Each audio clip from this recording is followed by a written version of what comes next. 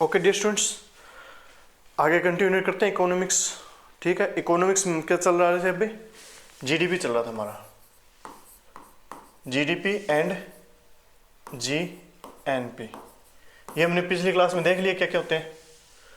Gross domestic product, gross net, net या national, net नहीं national, gross national product. इसमें किसको, इसके अंदर किस कौन कौन काउंट हो जाता है? इसमें विदेशी भी आ जाते हैं और देशी भी आ जाते हैं। ठीक है, मतलब देशी मतलब कौन से हो गए? देशी भी आ गए, विदेशी भी आ गए। और इसमें कौन से आ गए? देशी भी। इसमें ओनली कौन काउंट होते हैं? ओनली देशी लोगों के काउंट, जो इंडिया के, मतलब जो अपने किसी कंट्री के ओरिजिन में। ठीक है, ये हमने पीछे सारा समझ चुका है। तो आज क्या बनाएंगे हम? जीडीपी की जगह क्या लगाएंगे? एन, और आगे रहेगा डीपी, एनडीपी भी बनाएंगे।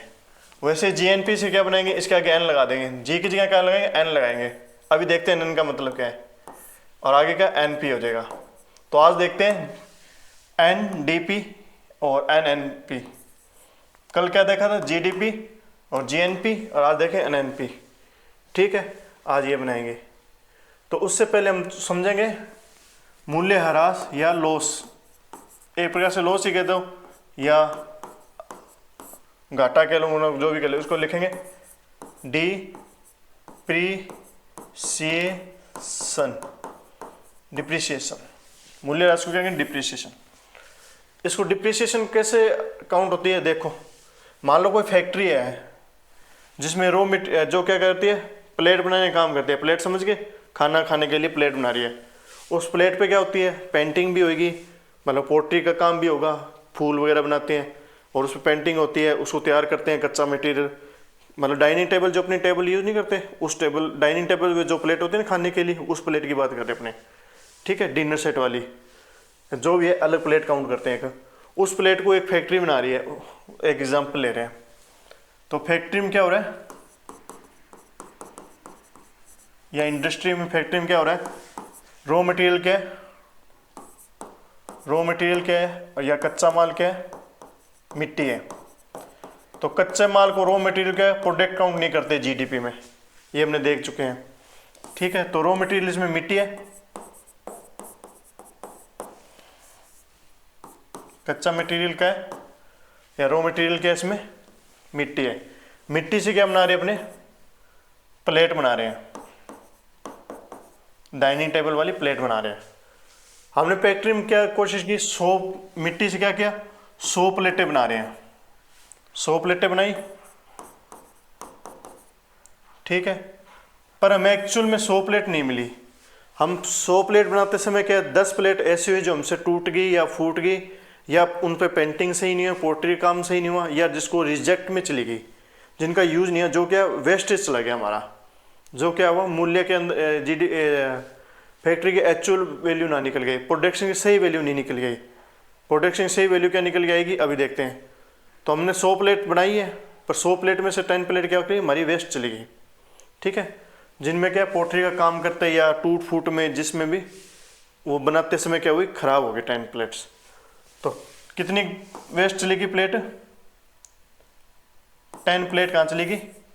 वेस्ट चलेगी, वेस्ट में चली गई।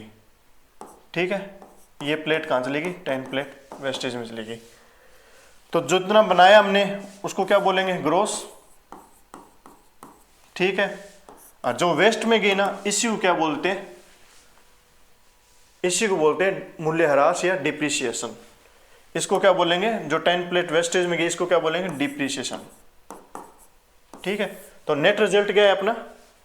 90 प्लेट है ना, और 90 प्लेट कैसे निकल के आए? Gross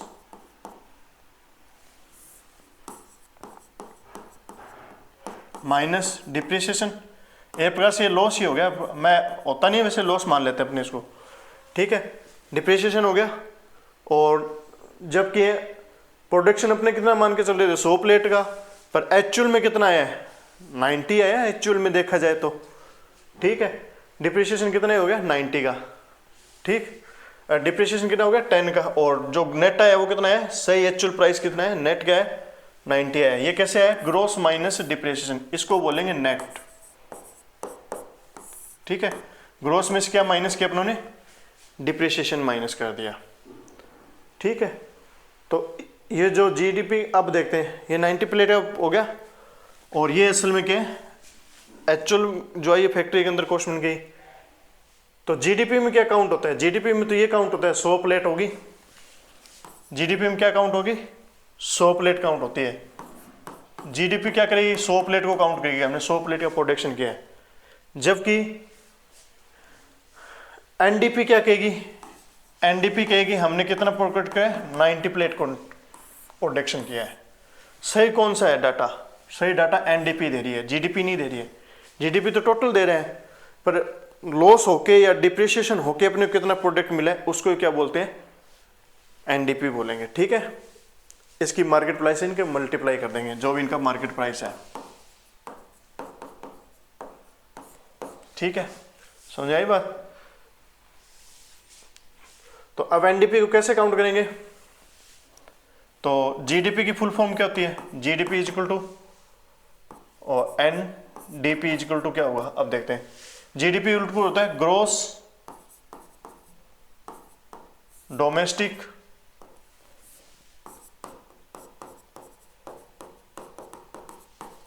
product. अब ग्रोस की जगह क्या लगाना है, नेट लगाना है, नेट डोमेस्टिक प्रोडक्ट। तो जीडीपी किस में कन्वर्ट होगी, नेट डोमेस्टिक प्रोडक्ट, जिसकी शॉर्ट फॉर्म क्या होगी, एनडीपी। और इसका फॉर्मूला क्या आएगा, जो जीडीपी आई है इसको किस में कैसे माइनस करा, ग्रोस में से किसको माइनस कर दिया, डिप्रिसिएशन को माइनस किया। तो ग्रोस के अंदर किसको माइनस कर रहे हैं, अगर मैं यहाँ नेट की जगह क्या लिखूं, इसी वैल्यू में देख, नेट की जगह मैं क्या लिख दूं, gross minus net minus depreciation. Net का ये वैल्यू है, बाकी सेम है, डोमेस्टिक सेम होगा,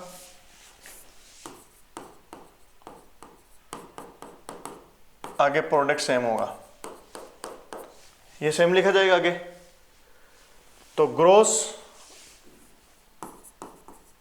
माइनस डिप्रिसिएशन, तो डिप्रिसिएशन को पीछे रख दें, साइड में निकाल दूं, तो ये क्या बन जाएगा, ग्रोस डोमेस्टिक प्रोडक्ट में से क्या माइनस किया हमने, डिप्रिसिएशन माइनस किया है ना, तभी नेट मिला है।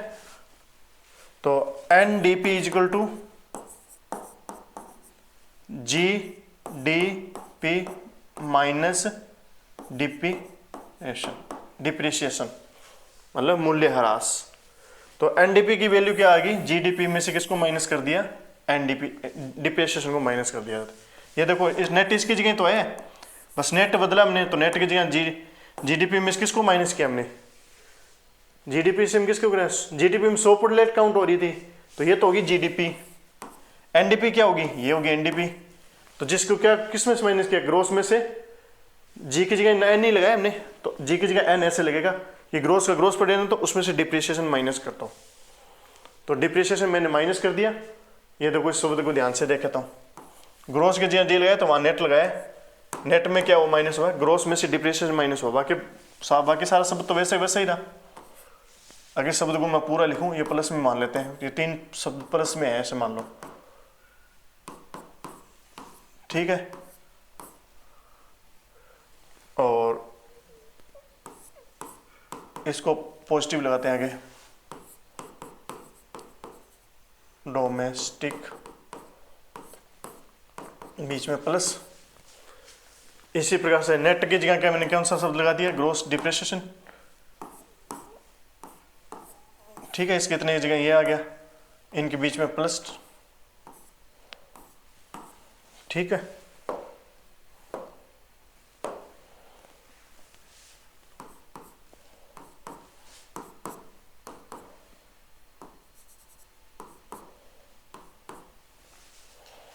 तो क्या हुआ आगे, नेक्स्ट लाइन क्या आएगी, gross plus domestic plus product minus product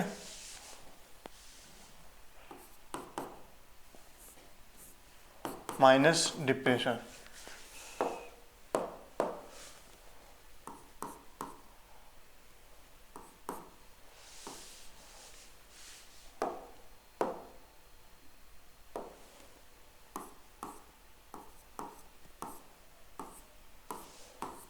तो ये कितना बन जाता है, ये चीज़ किसकी वैल्यू है, ग्रॉस डोमेस्टिक वैल्यू किसकी है, जीडीपी की वैल्यू है, और इसमें से डिप्रिसिएशन माइनस हो गया, उसकी वैल्यू क्या आ गई, नेट।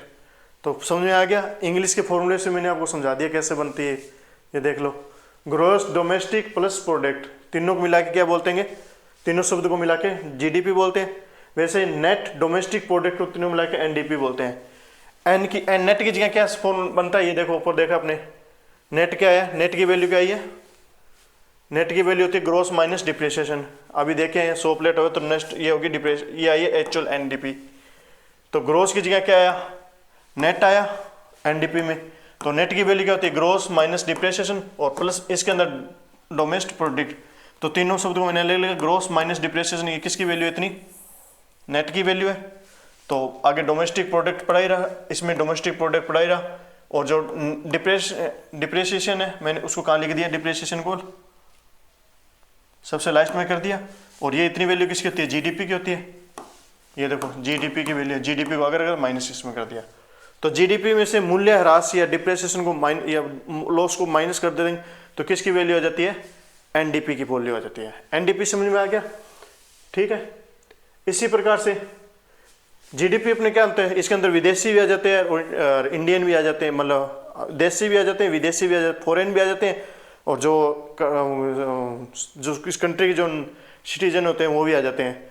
जबकि एनएनपी में क्या होते हैं, ओनली प्योर किसको देखते हैं, घरेलू सीमा के अंदर या होम बाउंड्री के अंदर किसको देखते हैं, ओनली देशी को देखते हैं, ओनली प्योर उस कंट्री के निवासी को देखते हैं, सिटीजन को।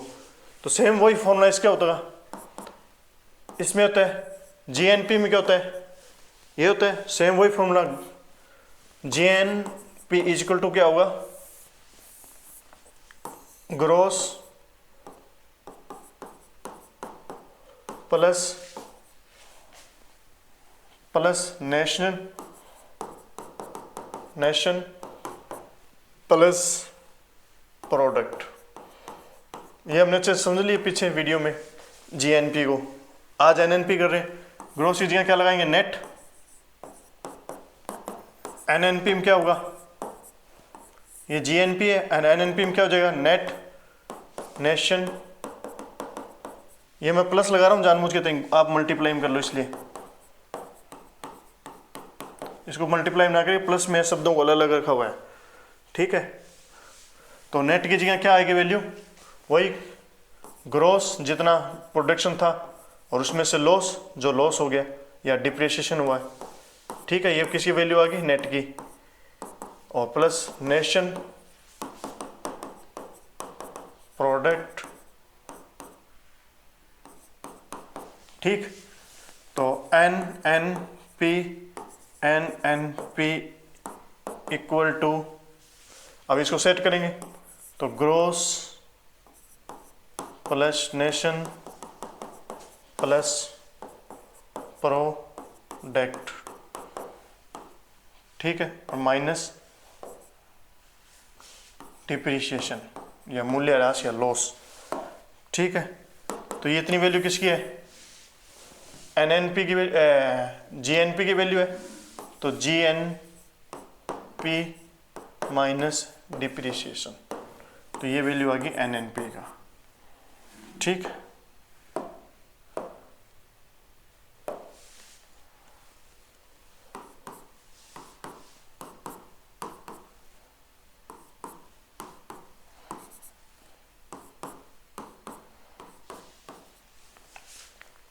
समझ में आ गई इतनी बात, ठीक है।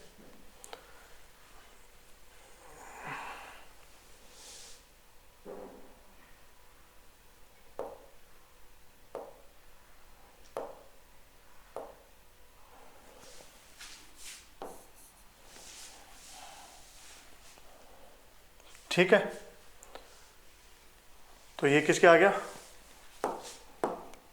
एनएनपी की वैल्यू आ गई, कुछ नहीं, देसी आय में से जो देसी इनकम हो रही थी पूरे साल की, पूरे देश की पूरे साल में जितनी देसी इनकम हो रही थी, मतलब देसी इनकम के देसी प्रोडक्शन हो रहा था घरेलू सीमा का, प्योर देसी लोगों का जो प्रोडक्शन हो रहा था, उनमें क्या देसी मतलब जो इन सिटीजन थे मूल होम बाउंड्री के अंदर, उन लोगों का जो प्रोडक्शन हो रहा था होम बाउंड्री प्लस जो मतलब एक्स और पी देखा था हमने, जो फॉरेन आ रहे थे, जो देसी लोगों का जितना भी प्रोडक्शन होता है उनमें से क्या कर दिया हमने, मूल्य ह्रास कर दिया, जो लॉस हो रहा है।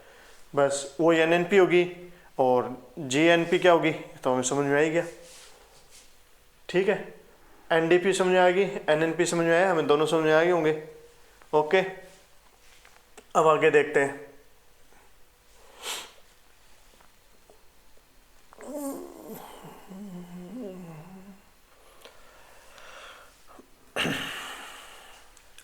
अब देखते हैं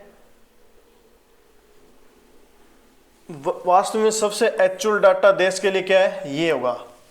ठीक है, इस प्रोडक्शन करने से क्या होगी, देश की कोई इनकम होगी, इसका प्रोडक्शन क्या है, उसको बेचा, उस बेचने के बाद देश को कुछ इनकम होगी, टैक्स वगैरह लगा के जो भी आया जैसे भी आया, बहुत से टैक्स आ जाते हैं इसके अंदर।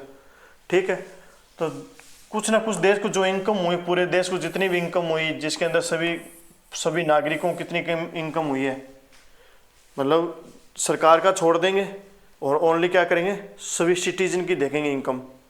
पूरे देश की जितनी भी इनकम है सभी सिटीजन की इनकम को ऐड कर लेंगे। पूरे देश में जितने भी क्या हुए सिटीजन आए, उन सभी सिटीजन क्या करेंगे, इनकम ऐड कर लेंगे। तो पूरे देश के सभी सिटीजन की इनकम को ऐड करने के बाद में क्या बचता है पीछे, ये हुआ, इसे क्या बोलेंगे, नेशनल इनकम। पूरे देश की इनकम होगी नेशनल इनकम। ठीक है, तो एनआई हो गया नेशनल इनकम।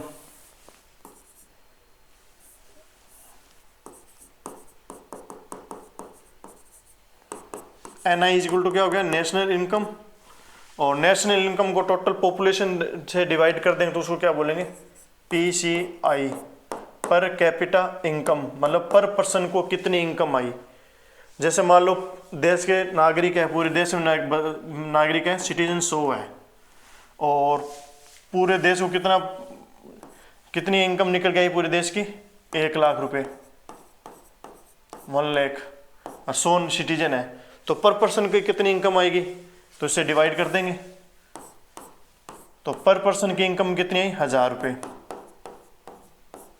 इससे बोलते हैं per capita income, per capita income, PCI. तो इसकी कैसे निकालते हैं, नेशनल इनकम, टोटल जो भी नेशनल इनकम आई उसको टोटल पॉपुलेशन से क्या करेंगे, टोटल या पॉपुलेशन से, देश की जगह क्या करेंगे, पॉपुलेशन से डिवाइड कर देंगे।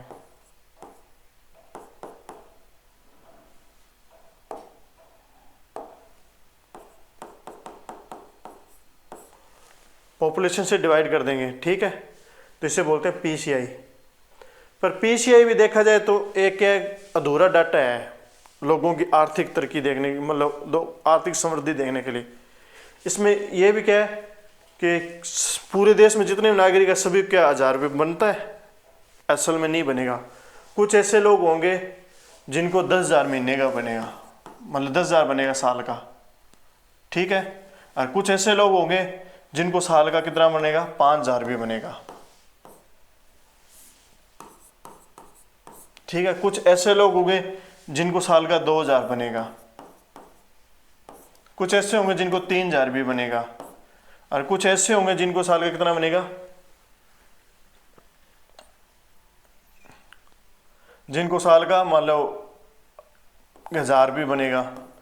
कुछ ऐसे होंगे जिनके 1,500 भी बनेंगे, कुछ ऐसे होंगे जिनको 2,500 भी बनेंगे साल का, कुछ ऐसे होंगे जिनको इतना बनेगा 250 बनेगा साल का, कुछ ऐसे होंगे जिनको 500 ही बन रहा है, तो कुछ ऐसे होंगे जिनको 50 बन रहा है, कुछ ऐसे भी होंगे जिनको 5 रुपये भी बन रहा है। ठीक है, तो ये क्या होगी, इक्वलिटी तो नहीं है समाज के अंदर, इक्वलिटी तो नहीं आई। कुछ लोग तो ऐसे हैं जो मान लो 10,000 कमा रहे हैं, पूरी जीडीपी का कितना हिस्सा लेंगे, एक प्रकार से 10% ही लेंगे।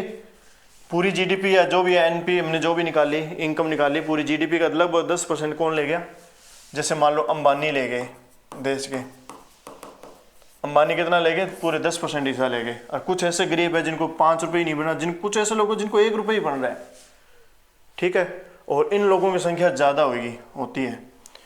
अपने एक रिपोर्ट आई थी, पता नहीं किसकी थी, जिसमें बताया गया कि देश की जितनी भी इनकम होती है ना, देश की टोटल इनकम में मान लो इस 1 लाख का जो भी अपने इनकम निकाली, मान लो 1 लाख है, तो ये 1 लाख रुपए किसके पास में है टोटल। मैं आंकड़ा लेकर छोटा ही लेकर चल रहा हूँ, बता नहीं रहा बड़े आंकड़े में। 1 लाख में से क्या है 40% किसके पास है, जो देश के 1% जनसंख्या है ना ऊपर वाले, उनके पास 40% है इसका। मतलब जो टॉप लेवल में है ना, टॉप लेवल में जनसंख्या, ये तो होगी इनकम के अंदर, इसी में जनसंख्या भी टॉप लेवल में होगी। जो अमीर लोग हैं वो अमीर लोग कितने, उन्होंने कितने इसका सम बनाते हैं, ऐसे बना देता हूँ ग्राफ। ये हो गया इनकम का, ठीक है, और ये हो गया पॉपुलेशन का, ठीक है। समझ आई बात।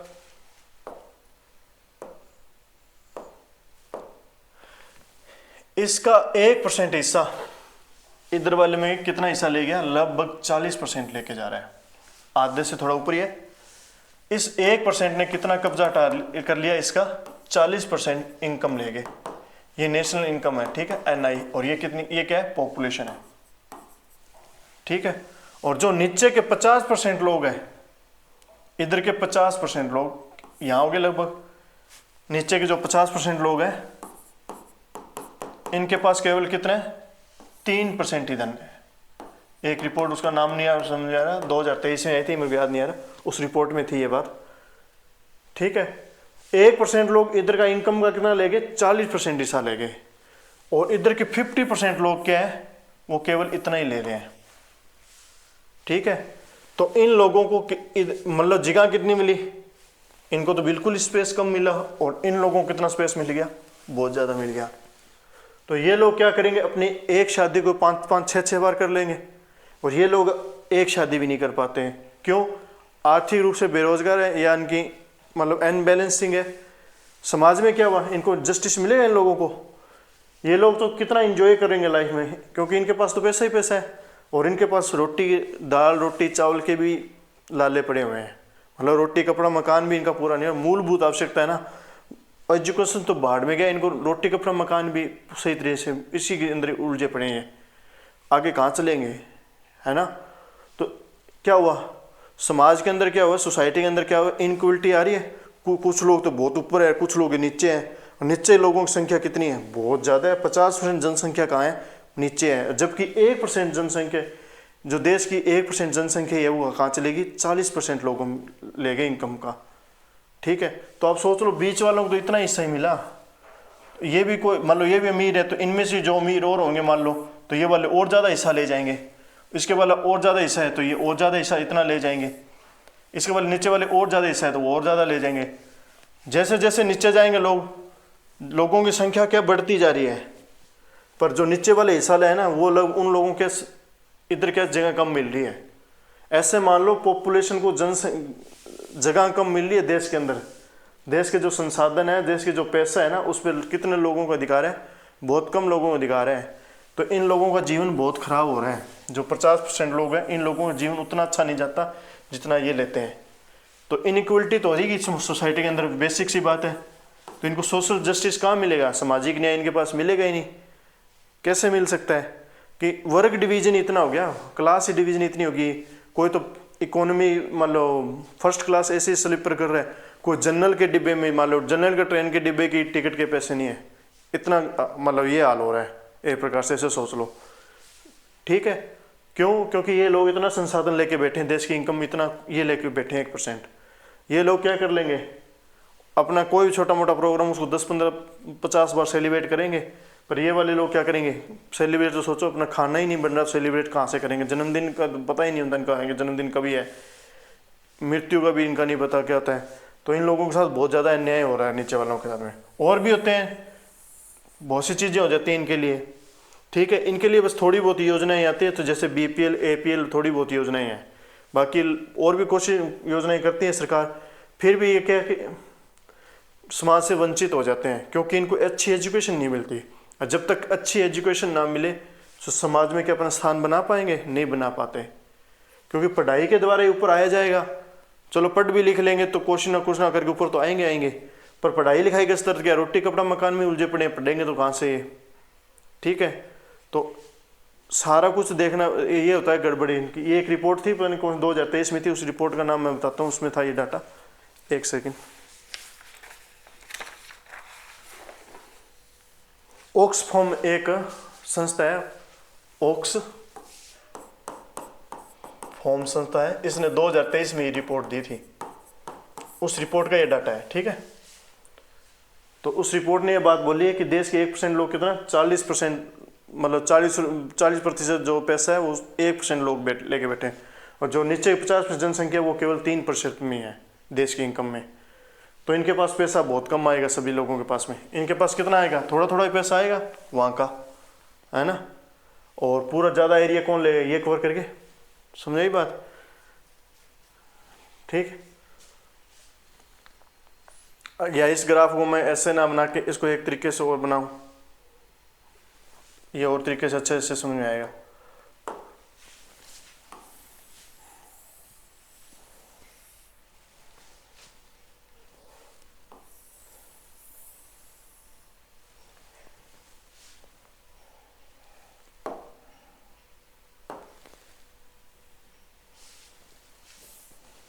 देश की नेशनल इनकम का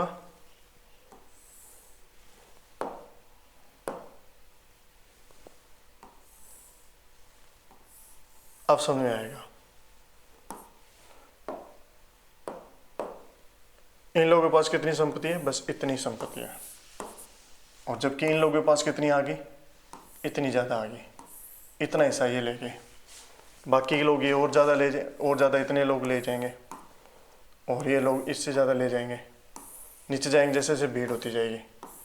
ठीक है, तो इतनी जनसंख्या इतने पे निर्भर है, इनको इतनी ही जगह मिली इसके अंदर। पूरा ऐसा देश का नेशनल इनकम लगभग सारे लोग ऊपर वालों के पास में है, नीचे वालों के पास नहीं है।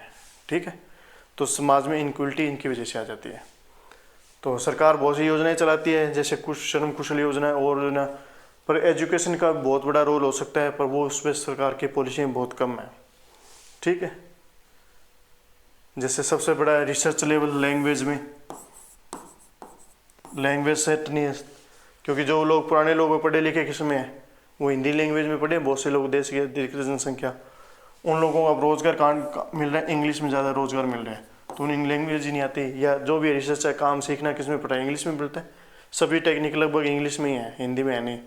तो इसी की वजह से बहुत सी असमानता तो ये कर देता है समाज के अंदर, क्यों? भाषा के आधार पर भी बहुत ज़्यादा असमानता होगी। दूसरा, और इनको जो कोचिंग सेंटर्स है, अच्छी मतलब जो पढ़ाई लिखाई की संस्थाएं हैं, उनमें एडमिशन ही नहीं मिलता नीचे के लोगों को। पहली बात तो ये है, एडमिशन मिलेंगे क्या? उनसे पहले उनका एक एग्ज़ाम होता है, उस एग्ज़ाम को क्लियर करने से पहले पढ़ना पड़ता है, और वो पढ़ेंगे तो उसके लिए भी पैसा लगता है। पैसा ही नहीं है, जब पढ़ेंगे कहाँ से? वो एग्ज़ाम कहाँ से क्लियर होगा और एडमिशन कहाँ से होगा? ठीक है, तो बहुत सी लड़ाइयाँ होती हैं। जैसे वो अपने सुपर 30 फिल्म थी, उसमें फिर भी एक अच्छा टीचर मिल गया, उन्होंने सिलेक्शन ले लिया। तो गरीब बच्चों को तो टीचर ही नहीं मिल पाता, अच्छा टीचर नहीं मिलेगा, पढ़ाई का पता ही नहीं क्या होती है, वो कैसे मतलब अच्छे जगह एडमिशन लेंगे? तो कम से कम सरकार को ये ऐसी नीतियाँ बनानी चाहिए कि नीचे के लोगों को भी पढ़ाएं लिखाएं, उनका भी अच्छे से सेट करें, ताकि वो भी अपने पास 2 रुपये बनाने के योग्य हों। उनको केवल लेबर क्लास में ही ना रखा जाए, उन्हें थोड़ा ऊपर भी बढ़ाने का प्रयास किया जाए। इसके लिए ज़रूरी है कि आप लैंग्वेज का स्तर सेट करो, कम से कम 1 नेशन 1 लैंग्वेज सेट करो। त्रिभाषा फॉर्मूला, जो त्रिभाषा फॉर्मूला वो काम नहीं कर रहा। त्रिभाषा फॉर्मूला वीक हो चुका है, ये काम नहीं करता। इसलिए एक ही लैंग्वेज रखो पूरे देश में, इंग्लिश लैंग्वेज। पूरे देश के अंदर कौन सी लैंग्वेज होनी चाहिए? इंग्लिश ही होनी चाहिए। बाकी सारी लैंग्वेज को कोई मतलब नहीं है, क्योंकि बाकी लैंग्वेज में नॉलेज तो ले लेंगे पर काम नहीं मिलेगा। काम किस में मिलेगा? इंग्लिश लैंग्वेज में मिलेगा। अगर इन लैंग्वेज, अगर और किसी लैंग्वेज में अगर काम भी लेंगे तो बहुत कम स्कोप है कि हमें काम मिल जाएगा, और बहुत कम स्कोप है कि हमें अच्छे पैसों वाली नौकरी मिल जाएगी। ठीक है, और इनके पास जो इंग्लिश लैंग्वेज है उनका स्कोप, भले नॉलेज थोड़ा कम भी हो ना, तो अच्छे पैसे वाली नौकरी ले जाते हैं। एक तो इनक्वलिटी ये है, तो इसके लिए ज़रूरी है, जैसे PMKY योजना चला रखी है प्रधानमंत्री ने, PMKY, ये आएगी योजना, पूरा बताऊंगा आगे। प्रधानमंत्री कौशल विकास योजना, जिन लोगों को शर्म नहीं आती, मतलब शर्म मतलब वो नहीं, लेबर जिनका क्या है, टेक्निक का ज्ञान कम है, तकनीक वगैरह ज्ञान कम है, कौशल नहीं है जिनके अंदर, या जिनके क्या स्किल नहीं आती, PM के कौशल मतलब स्किल होता है, ठीक है। जिनके पास स्किल नहीं है उनको क्या इस योजना के तहत स्किल सिखाई जाती है, जैसे कारपेंटर को लकड़ी काटना सिखाया जाएगा, जो भी लेबर और लेबर क्लास को क्या बनाया जाता है, टेक्नीशियन बनाई जाती है इस योजना के तहत। वैसे भी क्या करना चाहिए, एक अनुवादक और खोलना चाहिए इसी योजना की तरह। PMKY चलता है, वैसे क्या है, PM लैंग्वेज KVY, ये भी चलना चाहिए। के जी हटा देंगे, हाँ, लैंग्वेज स्किल, भाषा, या B लगा देता हूँ, भाषा कौशल विकास योजना। और इस भाषा में किसको रखा जाए, इंग्लिश को।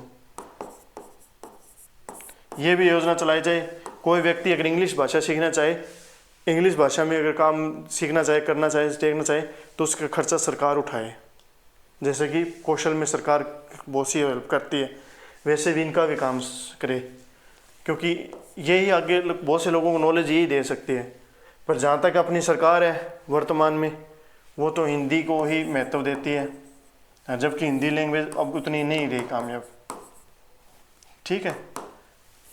हिंदी लैंग्वेज को भी क्या देंगे, बढ़ोतरी करेंगे। और हिंदी लैंग्वेज उस लेवल में अब है नहीं सक्सेस जिस लेवल में होनी चाहिए, क्योंकि हिंदी लैंग्वेज बेसिक बहुत वैज्ञानिक है, ओनली भाषा ही वैज्ञानिक है, पर जो नॉलेज है वो हिंदी लैंग्वेज में नहीं है। क्यों नहीं है, क्योंकि अच्छी बुक, जो भी जितनी आगे जाके B.Tech करोगे, सारी स्किल किस में है, इंग्लिश के अंदर है। और पढ़ाई करोगे, मेडिकल की करोगे, तो वो भी अच्छी इंग्लिश में, परफेक्ट प्रोनाउंसिएशन, परफेक्ट आंसर किस में दिया जाता है, इंग्लिश में आता है। सारी रिसर्च लगभग इंग्लिश के अंदर ही हुई है। हमारी कोर्ट की और डॉक्टर की भाषा भी इंग्लिश होती है, तो हमें कौन, तो हिंदी का क्या मतलब है फिर, ठीक है। हिंदी केवल हिंदी लिटरेचर के लिए ही रह जानी चाहिए, बाकियों के लिए कोई मतलब ही नहीं है। हिंदी में बहुत सा ज्ञान भी है, हिंदी लिटरेचर के अंदर है, पर हिंदी भाषा का आगे कोई सिस्टम नहीं है, ठीक है। तो ये भाषा योजना भी कोई ऐसी कोई योजना चलाई जिससे कोई जो अनपढ़ लोग हैं, मतलब भाषा के अंदर जो अनपढ़ लोग हैं, वो भी कुछ रोजगार कमा पाए, ठीक है। पर जहाँ तक आज की वर्तमान सरकार है, वो इसको योजना इंग्लिश लैंग्वेज को नहीं करेंगे, क्योंकि इंग्लिश लैंग्वेज उन्हें गुलामी लगती है, पर जबकि इंग्लिश लैंग्वेज में पूरे देश में काम हो रहे हैं, ठीक है। तो ये हो गया अपना पर कैपिटल इनकम हो गया। और उसके बाद में ये अपने बता दिया।